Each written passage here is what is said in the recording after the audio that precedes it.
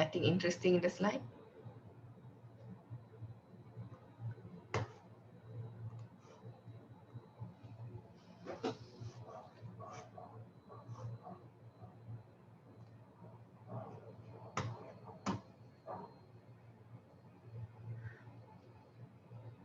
Madam, I want to ask, based on the slide, like the example of legal medicine, I don't really understand with the number 5, the lesser of two evils should be chosen. Okay. Anybody can help answer that question? What does the lesser of two evils should be chosen? Anybody can help to answer that?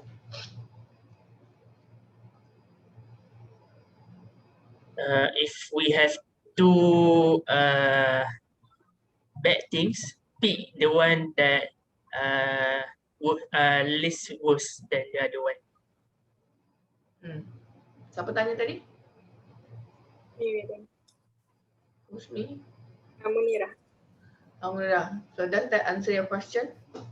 Yeah, but then if both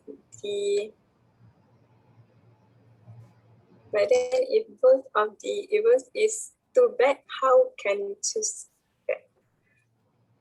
Can you repeat your question? But how if the both of the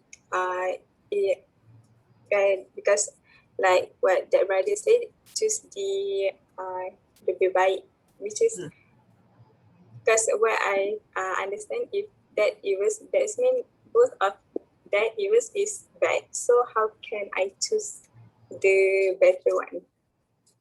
Yeah. Okay. The question is how. Okay, now you understand the concept, right? The concept is if there's two evil, there's no good. Okay, there's no good. Both are evil. Barack Trump or siapa nama sekarang yang menang tu? Apa nama dia? Who's the president? Biden. Biden dengan Trump. Both are evil. You know, both are actually evil. So they are not even they are parts of it. Even Biden, you know, have something that not it's also like oppressing Muslim. So between these two evil, we need to choose the lesser evil. So the lesser evil, although maybe one do the, you know, say in public that he hates Muslim. The other one, if he didn't say in public, but from the action, is indicating that.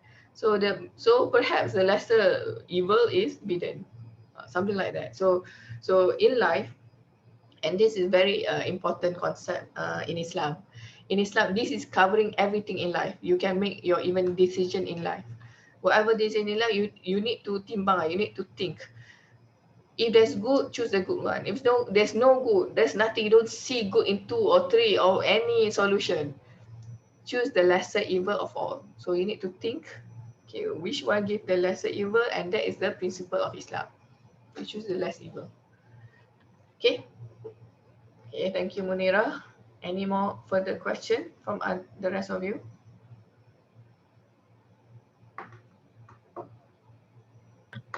Madam, what is the difference between code of ethics and code of conduct? Of ethics and code of conduct. Mana kat page mana? Where is it? Page 70. 70. Kenapa saya punya ni lain lah? 70 mana? Okay, I don't know why mine is like few. Okay, let's see. Share screen. Is it this one, brother? Right, yes. Okay.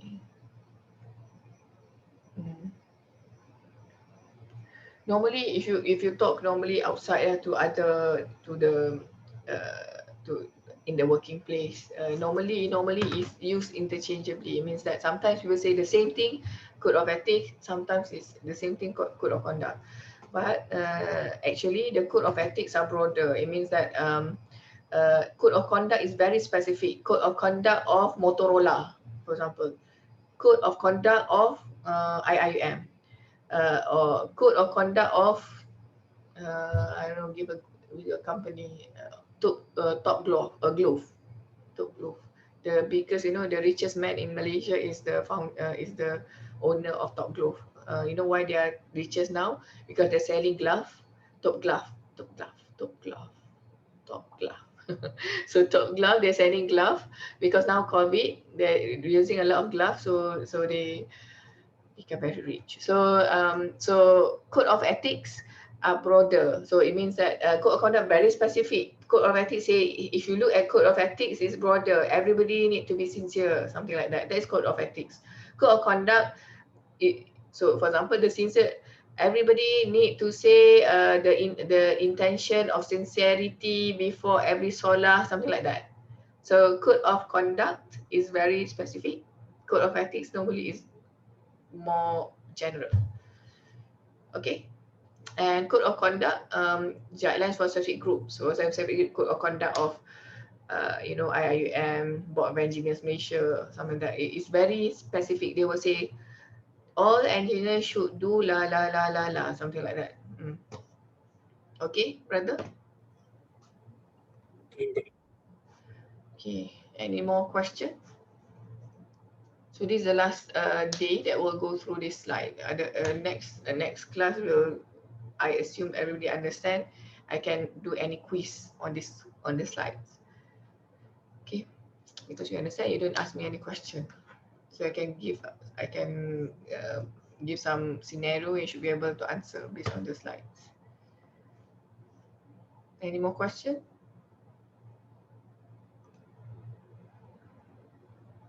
No?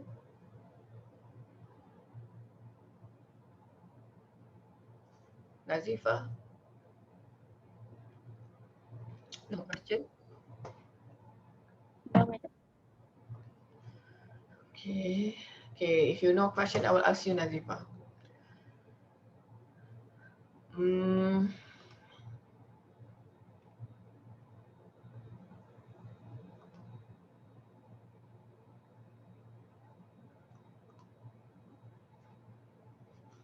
What happens if you don't have code of conduct for engineers? Yes. What happens if we don't have code of conduct for engineers? I think like code of conduct is the basic like Madam say guideline for being an engineer. We need that to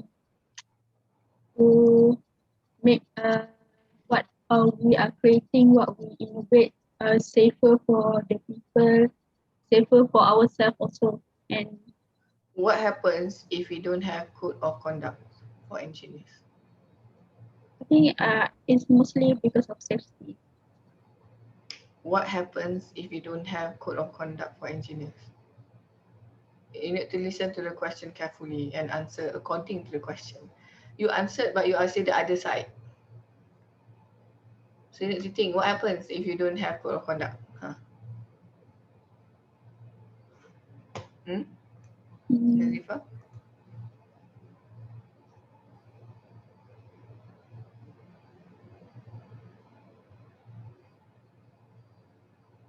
Saya takkan tahu sebut salah, tapi cara the way you answer it on if you have code of conduct. But my question is, what happens if you don't have code of conduct?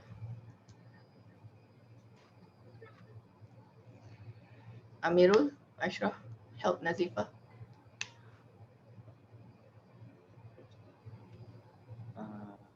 I think they will do more mistake if they don't have code of conduct. What kind of mistake?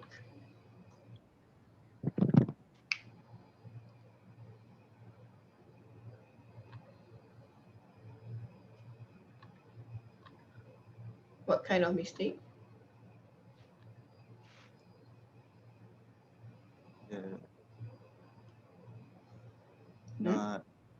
Not follow the rule. So what?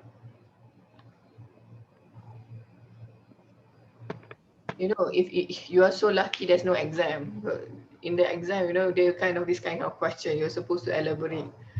But even case study or your assignment will be on that. I don't know, I haven't marked your assignment one to know what you answered lah. So maybe you'll be shocked at the marks, I don't know. So in engineering ethics, you're supposed to answer and elaborate on the answer. So so you have the point there. Can you elaborate a bit? Mm,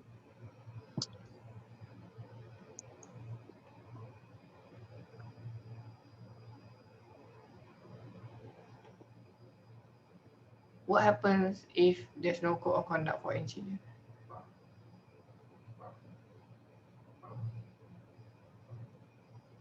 they will do their job. They will not take their job seriously. You think so? If I don't give you a code of conduct and you work the first day, you don't read the code of conduct, you think you won't do as an engineer, you don't do your work seriously? Have you read the code of conduct of IIUM? Are you taking the IIUM code of conduct seriously or no? Even though you don't, have you read it or no? No. Kan, tak kan? So tapi but do you become a, do you I mean, do you still, you know, sekejap. My phone is ringing.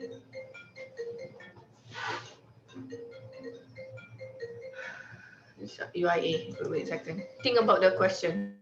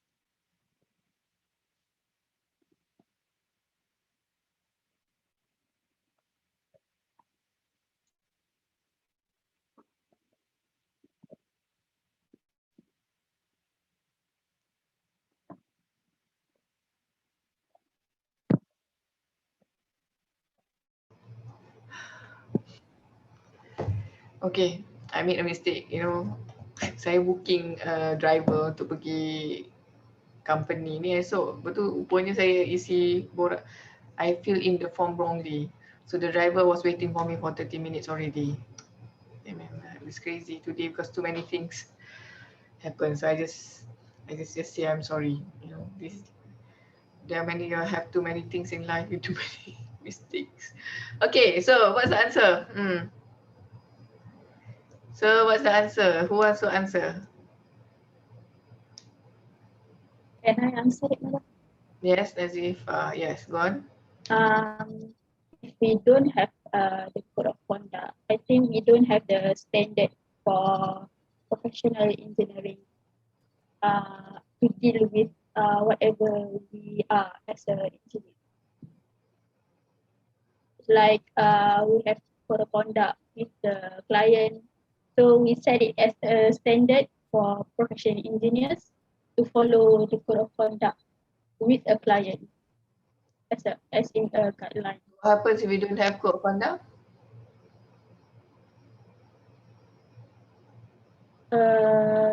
If we don't have, we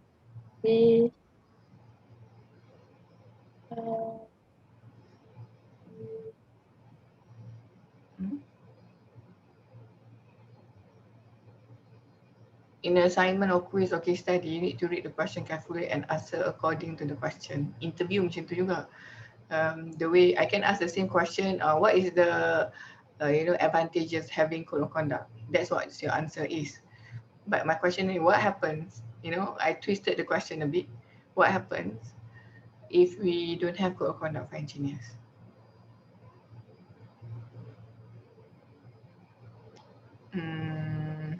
Irfah? Thank you, Nazifa. I think the professionalism or the integrity of like engineering professions will not be like protected somehow, because if we don't have code of conduct, because it somehow set the guidelines or the standard for the ethics or the Protected in what how sense? sorry, Protected in what sense? You say it's not, will not be protected? it's like the the image or the integrity will be tainted. So if we don't have code of conduct, I'm not really sure.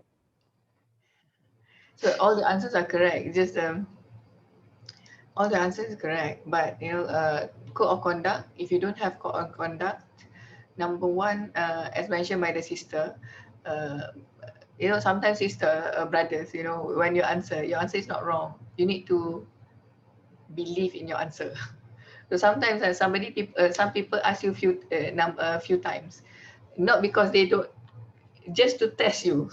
You know, in an interview they was, and then if you believe in your answer, you keep on answering again. Okay, so number one, you need to be brave. You need to believe in yourself when you answer. Okay, so uh, so one thing, you know, we Muslim needs to have is we need to have confidence. But we need to be confident in when we do the right thing lah. It's wrong to be confident but on doing the wrong thing. So if you don't have code of ethics for engineers, for example, there won't be a clear, as mentioned by Nazifa, standard of working. Therefore, there will be you know, maybe chaos. One engineer will behave differently, another engineer will behave differently. So there won't be a certain standard to the customer or to the public. So so code of conduct will ensure that there's a standard, that the minimal standard that the engineer should have when dealing with the profession. So at least all engineers will follow this, or you cannot, for example, you cannot take bribery, you cannot take, there must a minimum standard. So then then there must be a definition. What is bribery? Is the, if that person asks you to join lunch, is that called bribery as well or no? Okay, so then there will be detail of it for each organization. It will be different how they define bribery. So from government to government also different. So there's a standard for everybody. Say, oh, for this organization you cannot do that. For example, sexual harassment. That you know, if there's no code of conduct, right? Your boss can come to you, say, oh, hi, you Fazlin, tap you on here. Your boss is a male. Is that right? Oh, I'm very happy today. We managed to get the project. Hug you. So is that right or wrong? So code of conduct will ensure also the, you know, the minimal standard of the engineers, including especially health and safety. So sexual harassment is part of the safety, right? So if there's a code of conduct saying, okay, there shouldn't be any, you know, physical contact between opposite genders, then cannot, right? So it will protect the engineers and also everybody. So engineers should be protected as well. Not only the environment, the engineers should be protected. I know one boss in Bank Negara was sacked because of the, for not observing this. So but the problem, you need to have evidence because otherwise people can do slander. One day Abdul Rahman is the boss of a company and I don't like him. So I put slander. I say he touched me. So what? You know? Then the whole career of Abdul Rahman will go down the drain. There are people like that nowadays, you know. So you need to be extremely careful. There are good people and bad people out there. So there are people, you know, nowadays with the Me Too movement in the US, which is good. I follow the Me Too movement because I think I'm very sensitive to this, because I think women should be taken care, and you know, and many have been manipulated. But there are also women who are evil. So they will use this to, you know, to just to get fame. So that's why the law need to be there to check who's right and who's wrong. So but we need to know the code of conduct so that we will conduct properly in the scenario. Because you know, maybe it's normal if in UK, you know, if people hug each other, they don't care, you know, because in there they don't care whether it's opposite gender or not opposite gender. So within their this, it says okay, but maybe there's a, you know, there's a clause for sexual harassment that there can be contact, but it must be mutual consent. Okay, then the consent, then they will argue on the consent. Do you agree on me tapping on you or no? So you need to know that in UK, like in Malaysia, as a Muslim, you shouldn't do at all. But then I will say, okay, you need to know this person doesn't like you to touch, so you shouldn't touch at all. Some people, they like you to hug or something like that. Okay, that's in the Western perspective. But as a Muslim, we know cannot. You cannot shake hands, you cannot tap, you cannot, no physical contact. Okay, I think that's enough, 322. So we end, basically, I hope you understand this part. The overall, I will go very fast with the slide just to go skim through. So I hope you did read on the Space Shuttle Challenger.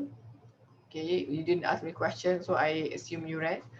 So and most of the code of ethics are preventive ethics to ensure that we prevent bad things from happen. So that's why there's code of conduct or code of ethics. These code are to prevent bad things to happen. So people will think, what are the things we need to do to put in the code of conduct so that it will prevent bad things to happen. It will prevent, you know, building collapse. It will prevent people getting raped, for example. So that is preventive ethics.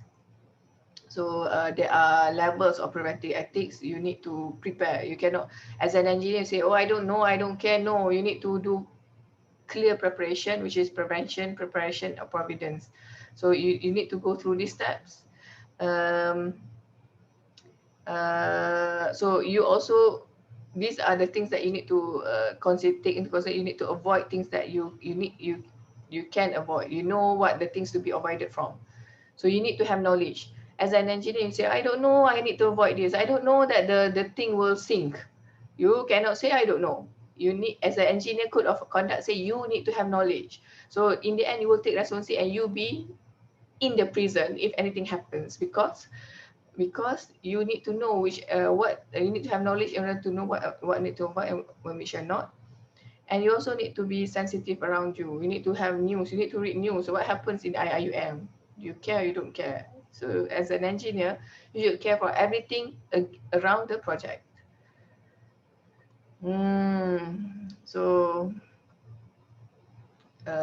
then Maqasid Syariah, we talked about Maqasid Syariah before. So we should apply Maqasid Syariah in our life. So we talk about this.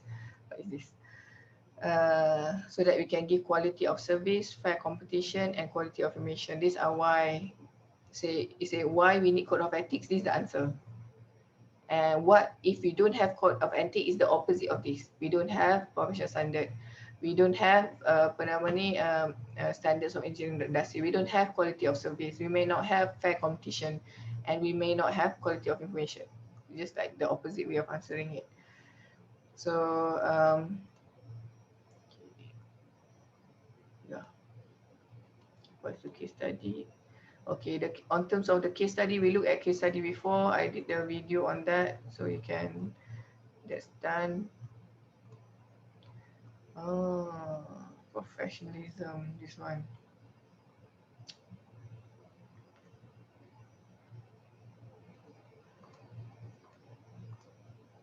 Okay, next class we'll go about professionalism from the Western perspective, and also we'll go to the Islamic perspective. And the Islamic perspective will be on the one that I said on Ipcon and Ihsan. Okay, That's all for today. If you have any problem with the project, let me know.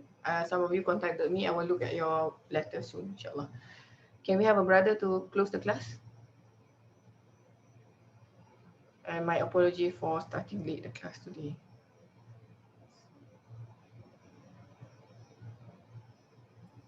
Madam. Okay, Adat, go on.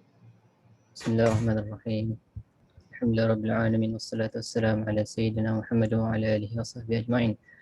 اللهم أغننا بالعلم وزينا بالحلم وأكرمنا بالتقوى وجملنا بالعافية. اللهم علمنا ما ينفعنا وانفعنا بما علمتنا زدنا علما. ربنا آتنا في الدنيا حسنة في الآخرة حسنة وقنا عذاب النار. صلى الله عليه وسلم وعلى آله وصحبه وسلم. الحمد لله رب العالمين. Alhamdulillah Rabbil Alameen. Ramadan Mubarak to all of you, because I will meet you again. It's already Ramadan. So let's do our best for this Ramadan. This Ramadan should be better than the last Ramadan, inshallah. Let's try our best. Okay, let's end with Tasbih Kifara and Surah Al-Asr. Subhanakallahumma wa bihamdika. Nashhadu an la ilaha illa anta. Nastaghfiruka wa natubu ilaik. Bismillahirrahmanirrahim. Wal Asr. Innal insana lafi khusr. إلا الذين آمنوا وعملوا الصالحات وتواصوا بالحق وتواصوا بالصبر. Okay, Assalamualaikum warahmatullahi wabarakatuh. Waalaikumsalam. Okay, madam. Thank you, madam.